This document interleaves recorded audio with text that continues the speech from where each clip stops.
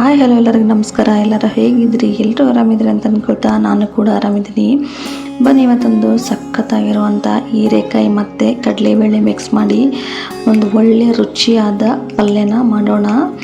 ಮೊದಲಿಗೆ ಇಲ್ಲಿ ಗ್ಯಾಸ್ ಮೇಲೆ ಒಂದು ಕಡಾಯಿ ಇಟ್ಕೊಂಡು ಅದಕ್ಕೆ 3-4 ಟೇಬಲ್ ಸ್ಪೂನಷ್ಟು ಎಣ್ಣೆ ಹಾಕ್ಕೊಂಡು ಜೀರಿಗೆ ಹಾಕ್ಕೊಂಡ್ಬಿಟ್ಟು ಬೆಳ್ಳುಳ್ಳಿ ಸ್ವಲ್ಪ ಹಾಕ್ಕೊಂಡು ಅದನ್ನು ಒಂಚೂರು ಬೆಳ್ಳುಳ್ಳಿ ಕೆಂಪಾಗ ತಗೊಬಿಟ್ಟು ಅದಕ್ಕೊಂದು ಅರ್ಧ ಟೇಬಲ್ ಸ್ಪೂನಷ್ಟು ಜೀರಿಗೆ ಹಾಕ್ಕೊಂಡ್ಬಿಟ್ಟು ಅದಕ್ಕೆ ಕರಿಬೇವು ಕೂಡ ಹಾಕ್ಕೊಂಡು ಎಣ್ಣೆಯಲ್ಲಿ ಫ್ರೈ ಮಾಡ್ಕೊಳ್ತಾ ಇದ್ದೀನಿ. ಫ್ರೈ ಮಾಡ್ಕೊಂಡಾದಮೇಲೆ ಇದಕ್ಕೆ ನಾನು ಹಸಿ ಖಾರನ ಸೇರಿಸ್ತಾ ಇದ್ದೀನಿ. ಒಂದು 7-8 ಹಸಿಮೆಣ್ಸಿಕಾಯಿನ ಮಿಕ್ಸಿಗೆ ಹಾಕ್ಕೊಂಡ್ಬಿಟ್ಟು ಹಾಕ್ಕೊಳ್ತಾ ಇದ್ದೀನಿ. ಫುಲ್ ಪೇಸ್ಟ್ ಮಾಡೋಕ್ಕೆ ಹೋಗ್ಬೇಡ್ರಿ, ತರಿ ಆಗಿದ್ರೆ ಸಾಕು. ಈ ಪಲ್ಯ ರೊಟ್ಟಿ ಮತ್ತು ಚಪಾತಿ ಜೊತೆ ತುಂಬಾ ಚೆನ್ನಾಗಿರುತ್ತೆ. ಟೇಸ್ಟ್ ಮಾತ್ರ ಸಖತ್ತಾಗಿರುತ್ತೆ. ಹಸಿಮೆಣ್ಸಿಕಾಯಿ ಖಾರನ ಎಣ್ಣೆಯಲ್ಲೇ ಫ್ರೈ ಮಾಡ್ಕೊಳತ್ತೀನಿ, ಯಾಕಂದ್ರೆ ನಾನು ಹಸಿಮೆಣ್ಸಿಕಾಯಿನ ಹುರಿದಿರಲಿಲ್ಲ, ಹಾಗಾಗಿ ಎಣ್ಣೆಯಲ್ಲೇ ಸೇರಿಸ್ಕೊಂಡ್ಬಿಟ್ಟು ಫ್ರೈ ಮಾಡ್ಕೊಳ್ತಾ ಇದ್ದೀನಿ. ಇದಕ್ಕೆ ಹೀರೆಕಾಯಿನ ಮೇಲೆ ಸಿಪ್ಪೆ ಎಲ್ಲ ತೆಗೆದ್ಬಿಟ್ಟು ಸಣ್ಣಗೆ ಹೆರ್ಚ್ಬಿಟ್ಟು ಸೇರಿಸ್ತಾ ಇದ್ದೀನಿ. ನಾನು ಒಂದು 3 ಗಂಟೆ ಕಾಲ ನೆನೆ ಇಟ್ಟಿರುವಂಥ ಕಡಲೆಬೇಳೆ ಕೂಡ ಸೇರಿಸ್ತಾ ಇದ್ದೀನಿ, 1 ಬೌಲಷ್ಟು. ಮತ್ತು ಅರ್ಧ ಟೇಬಲ್ ಸ್ಪೂನು ಅರಿಶಿನ ಸೇರಿಸ್ತಾ ಇದ್ದೀನಿ ಇದಕ್ಕೆ. ಮತ್ತು ರುಚಿಗೆ ತಕ್ಕಷ್ಟು ಉಪ್ಪು ಕೂಡ ಸೇರಿಸ್ತಾ ಇದ್ದೀನಿ. ಸೇರಿಸ್ಕೊಂಡ್ಬಿಟ್ಟು ಎಲ್ಲನೂ ಒಂದು ಸತಿ ನೀಟಾಗಿ ಮಿಕ್ಸ್ ಮಾಡ್ಕೋಬೇಕು. ಸಣ್ಣ ಉರಿಯಲ್ಲೇ ಇಡಬೇಕು. ನಾವೇನಾದರೂ ಜೋರಿಟ್ರೆ ಮತ್ತು ಪಲ್ಯ ಹೊತ್ತೋ ಚಾನ್ಸಸ್ ಇರುತ್ತೆ, ಹಾಗೆ ರುಚಿ ಕೂಡ ಚೆನ್ನಾಗಿರಲ್ಲ. ಏನೇ ಅಡುಗೆ ಮಾಡಿದರೂ ಪೇಷನ್ಸಿಂದ ಮಾಡಿದ್ರೆ ಅಡುಗೆ ರುಚಿ ಸೂಪರಾಗಿರುತ್ತೆ ಅಂತ ನನ್ನ ಅನಿಸಿಕೆ. ಮತ್ತು ಇವಾಗೆಲ್ಲನೂ ನೀಟಾಗಿ ಮಿಕ್ಸ್ ಮಾಡ್ಕೊಂಡಿನಿ. ಇವಾಗ ಇದ್ರ ಮೇಲೆ ಮುಚ್ಚಳ ಮುಚ್ಚಿ ಒಂದು 5 ನಿಮಿಷ ಎಲ್ಲನೂ ನೀಟಾಗಿ ಕರೆಕ್ಟಾಗಿ ಮಿಕ್ಸ್ ಮಾಡ್ಕೋಬೇಕು.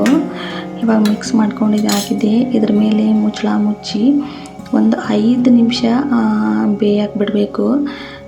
ಅದು ಸ್ಟೀಮಿಗೆ ಆಲ್ಮೋಸ್ಟ್ ಎಲ್ಲನೂ ಬೆಂದಿರುತ್ತೆ. ಇದಕ್ಕೆ ನಾನು ನೀರೋದು ಯಾವುದೂ ಸೇರಿಸ್ಕೊಳ್ತಾ ಇಲ್ಲ, ಯಾಕಂದರೆ ಹೀರೆಕಾಯಿ ನೀರು ಬಿಡೋದ್ರಿಂದ ಅದು ಅಷ್ಟು ಸಾಕಾಗುತ್ತೆ ಅಂಥೇಳಿ ನಾನು ನೀರು ಸೇರಿಸ್ಕೊಂಡಿಲ್ಲ. ಮತ್ತು ಇಲ್ಲಿ 5 ನಿಮಿಷ ಆದಮೇಲೆ ಮುಚ್ಚಳ ತೆಗೆದು ಒಂದು ಟೊಮೆಟೊ ಸಣ್ಣ ಕಟ್ ಮಾಡಿಕೊಂಡು ಸೇರಿಸ್ಕೊಳ್ತಾ ಇದ್ದೀನಿ. ನಾನಿಲ್ಲಿ ಟೊಮೆಟೊ ಲಾಸ್ಟಲ್ಲೇ ಸೇರಿಸ್ಕೊಳ್ತಾ ಇದ್ದೀನಿ, ಯಾಕಂದರೆ ಟೊಮೆಟೊ ಮುಂಚೆನೇ ಸೇರಿಸ್ಕೊಂಡ್ರೆ ಅದು ನೀರು ಬಿಡೋದ್ರಿಂದ ಪಲ್ಯ ಎಣ್ಣೆಯಲ್ಲೇ ಬೇಗನೆ ಕುದಿಯಲ್ಲ, ಹಾಗಾಗಿ ಲಾಸ್ಟ್ಗೆ ಸೇರಿಸ್ಕೊಳ್ತಾ ಇದ್ದೀನಿ. ಕೆಲವೊಂದು ಪಲ್ಯಗಳಿಗೆ ಟೊಮೆಟೊನ ಲಾಸ್ಟಲ್ಲಿ ಸೇರಿಸ್ಕೊಂಡ್ರೆ ರುಚಿನೂ ಕೂಡ ಚೆನ್ನಾಗಿರುತ್ತೆ.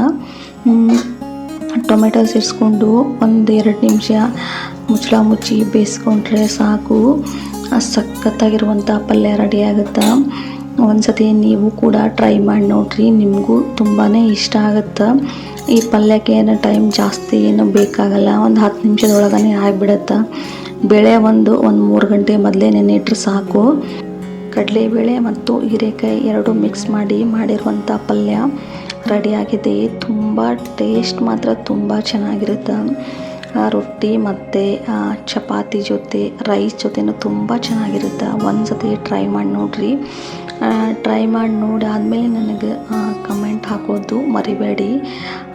ಪ್ಲೀಸ್ ಯಾರೆಲ್ಲ ನನ್ನ ಚಾನಲ್ನ ಸಬ್ಸ್ಕ್ರೈಬ್ ಮಾಡದೆ ನೋಡ್ತಾ ಇದ್ದೀರಿ, ಪ್ಲೀಸ್ ಸಬ್ಸ್ಕ್ರೈಬ್ ಮಾಡಿಕೊಂಡು ನೋಡಿ.